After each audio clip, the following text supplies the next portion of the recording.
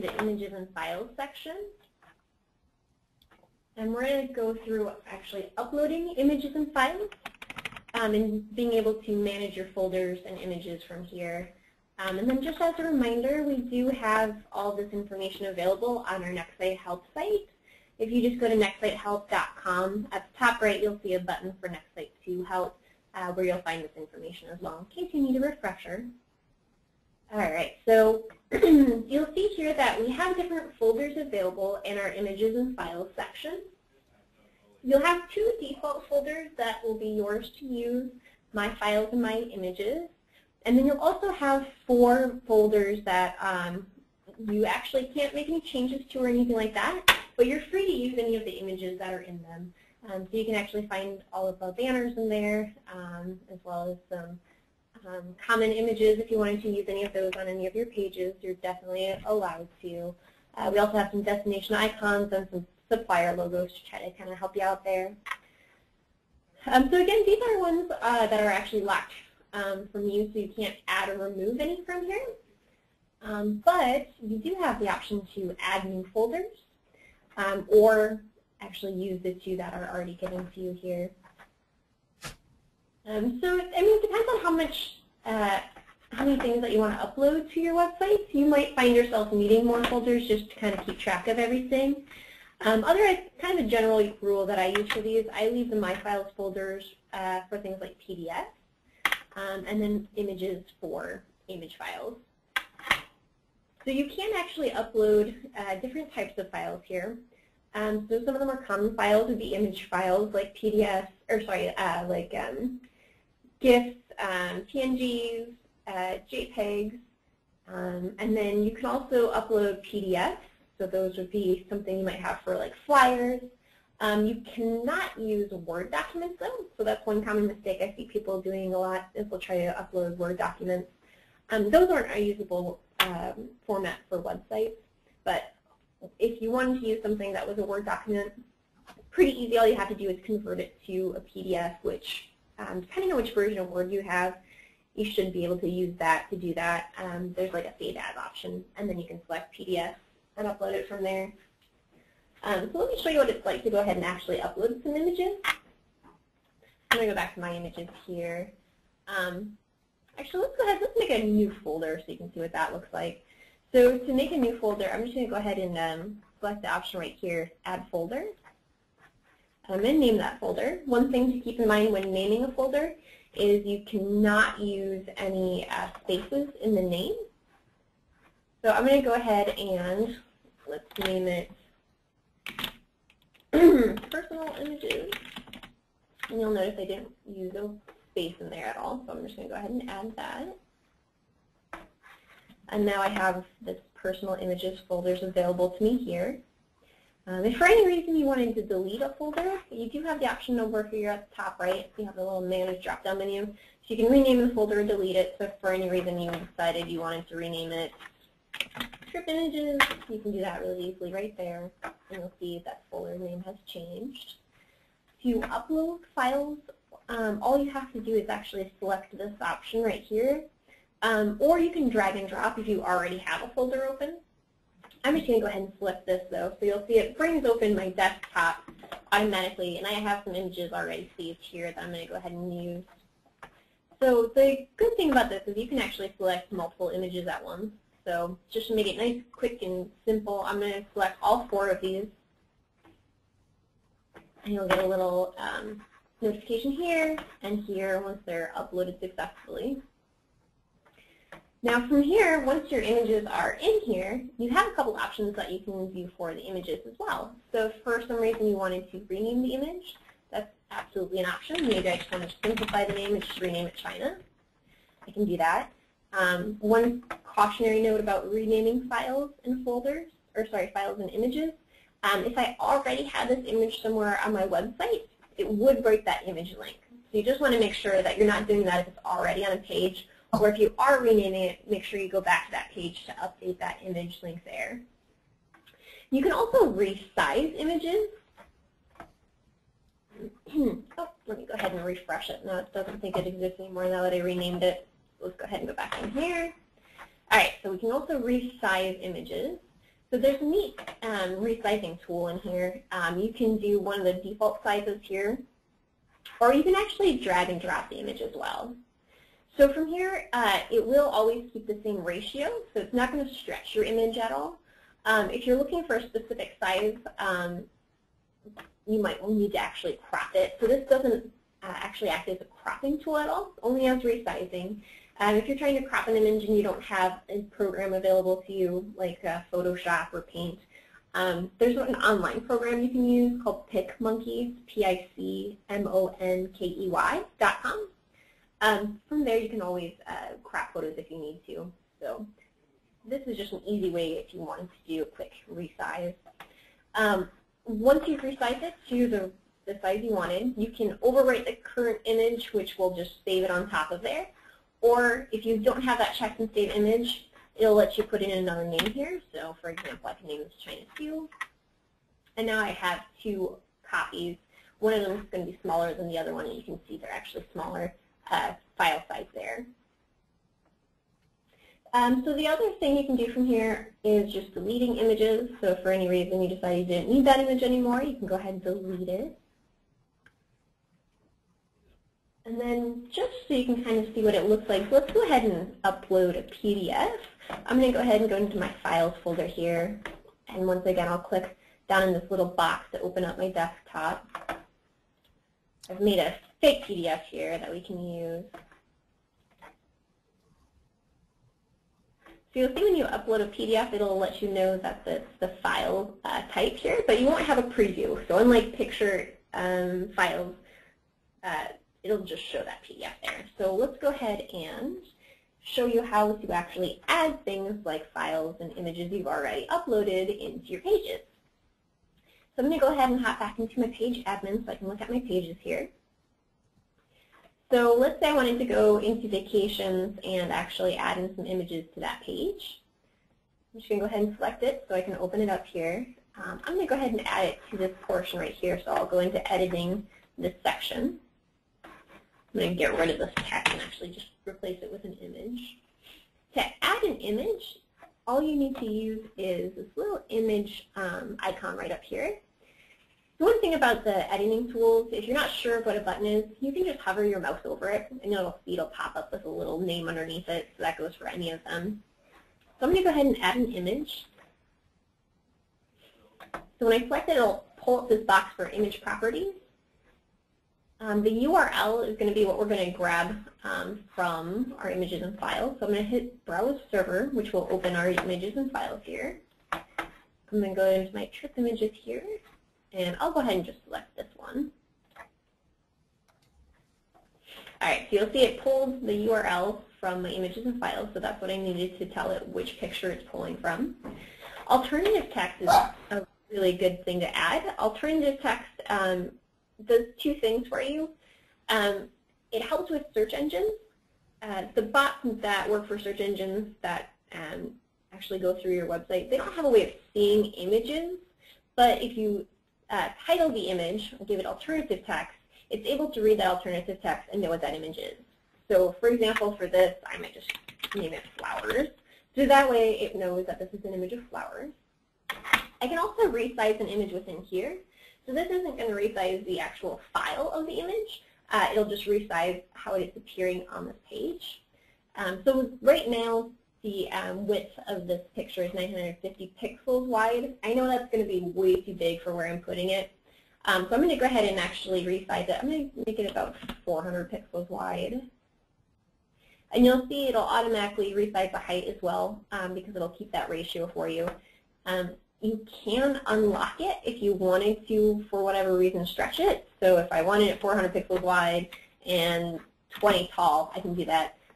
You can see it doesn't look very good though, so I wouldn't suggest doing that unless you have a really good reason. So I'm going to go ahead and actually lock it again so that'll stay the same ratio. From here you can also easily add a border, so if you wanted to fancy it up a little bit, you just put it in a number here. So the number is how many pixels wide that border is. And it'll show you in the little preview here what that looks like. So that makes it nice and easy. H space is the horizontal space, the left and right of the picture. So horizontal space, will make it look a lot nicer if you are wrapping text around the image to make sure the text isn't right up on the image, or if you have several images in a row, just to give them a little bit of spacing. So I'm going to go ahead and just put in 10 here. V-space is very similar, except this is just vertical space. So if we watch like right here, we'll see that if we add in some vertical spacing, it'll move so that there's more space above and below the image there. I can set the alignment here. It'll only let me do left and right alignment. I'm going to show you how to actually center align it as well once you already have it on your page. So for now, I'm just going to go ahead and leave it at not set. There are some other options for in here. Most users aren't going to use that at all, so I'll have you just ignore that. And we'll go ahead and go into OK so we can put in that image. All right, so you can see the default alignment is going to be the left. All I have to do if I want to center it is either click to the left or right of the image and use the center of justification button here, and that'll center it for me. So let's go ahead and save that and preview it to make sure that the size is about right.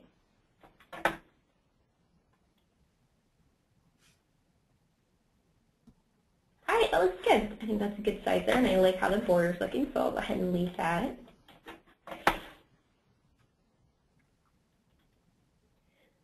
All right, so similar to adding images, I'm going to show you how to add links as well.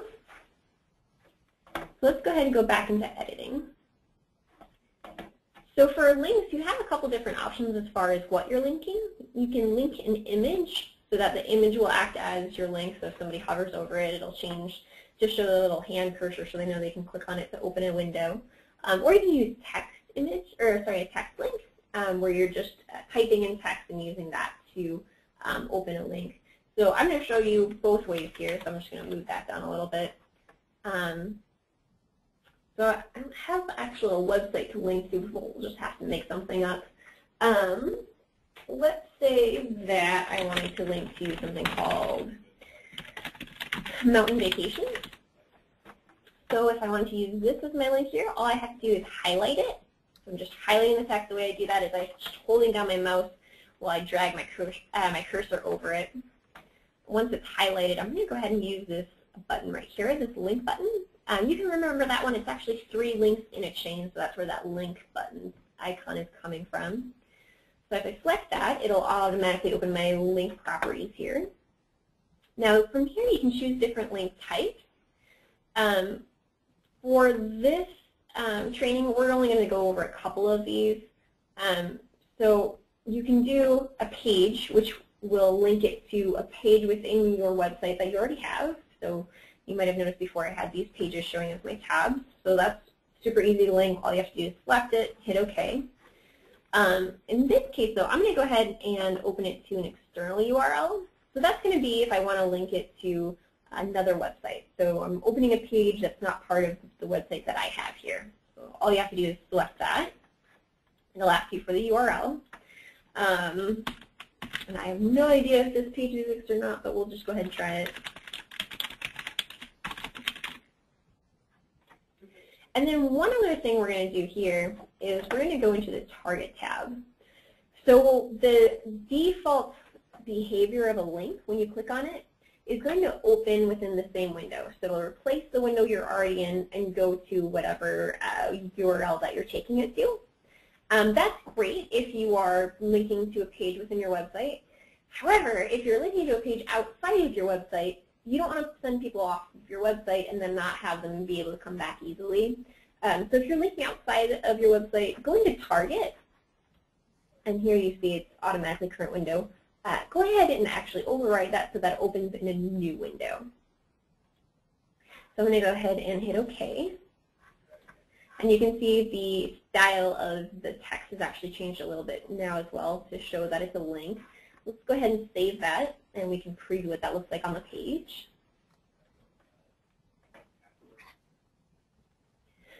So you'll see if I hover over it, it changes my cursor into the little hand so we know it's a link. And if I click on it, it should open a window, so a totally new window. Let's go ahead and try that here, and we can see if this page actually exists. Oh, okay, cool, interesting. Looks like FunJet actually owns that domain. So you'll see that it did open a new window, so I actually still have this window open underneath it. So when your customer's done with that, they can easily close that window and be brought right back to your website without having to hit the back arrow or anything like that. So that's linking using just a text for the link.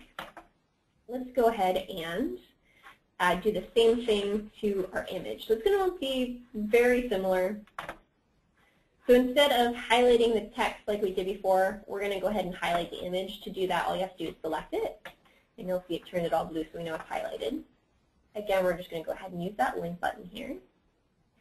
And just so you can see the difference between opening a link to a new page and an outside website, let's go ahead and link this one to a page we already have. So I'm going to go ahead and have this open to, just have it open to Cruise's page. So because this is part of our website, in this case we don't have to have it open in a new window, so we won't go into that section. We'll just go ahead and hit OK and save that. And then let's go ahead and preview that page. All right, so we can see again if we hover over it, our cursor changes, and if we click on it, it brings us to the Cruises page. So let's say that you have a flyer that you wanted to link to. So using a flyer is probably going to be one of the easier ways to show off a promotion you have. So I went ahead and made a fake flyer. You remember that we uploaded that PDF into here. That's what I'm going to use as my flyer. To link to a flyer, you again have the same options. You can link to it using text, or you can link to it using an image. Probably the thing I see most often is people put in a really small description of the promotion or trip that they're promoting here. So let's say that I have a trip to Hawaii. And I recommend putting at least enough information and kind of let them know right off the bat whether it's possible for them or not. So you might want to put in like the date and then maybe a price, possibly. And then let's go ahead and link that, so I can go ahead and actually select all of that to act as the link. Again, using that link button up here. And this time for link type, I'm going to go select image or file. So let's go ahead and browse server to pull up our images and files. And remember, I had uploaded it to my file, so I'm already there. Let's go ahead and select that. And we do want it to go ahead and open in a new window, so let's go ahead and also go to Target and select New Window. We'll go ahead and save that so we can preview it.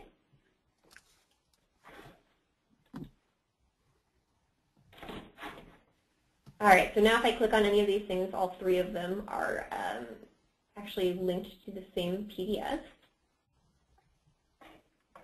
And then that way they can actually get the full information on your trip or promotion just by selecting on that. And then they can close out of it when they're done, and then once again be on your website. All right, so that does it basically for adding images and files and linking things. One last thing I was going to show you how to do is creating a slideshow. So let's go ahead and get out of here and go back into our page admin here.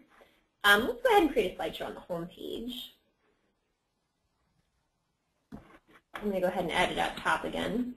To add a slideshow, we're going to use this icon right here. So it's got the little kind of picture icon, but underneath it there's some arrows to let you know that it's changing. So when I select that, it'll automatically bring up our slideshow properties.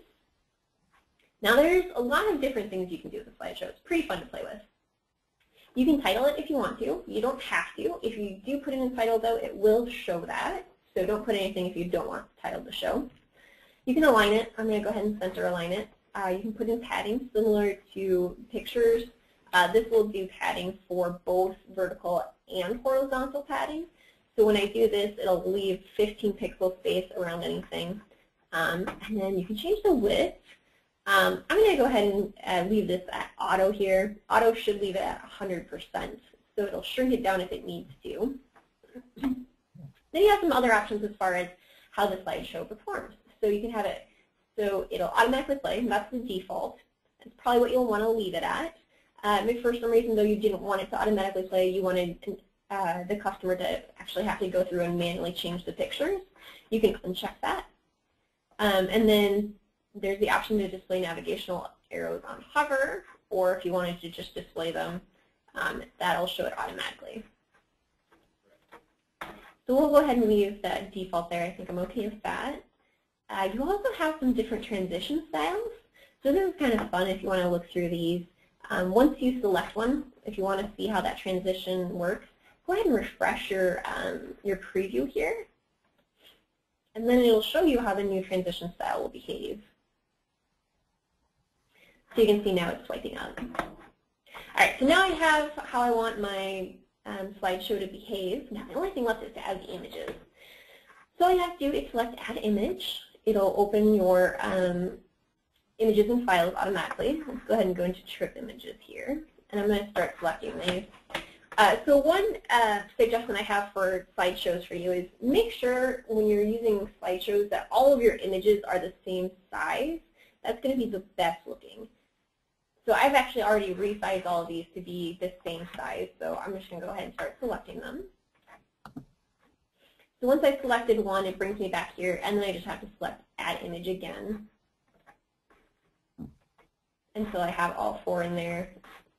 And if for any reason you decide, oh, maybe I don't want that particular one shown, you can always delete it from there. All right, so let's go ahead and OK, and like, bless you. All right. So you can see leaving it at default width just lets it fill up that column OK. And now when it transitions, it'll do the slide up option that we selected.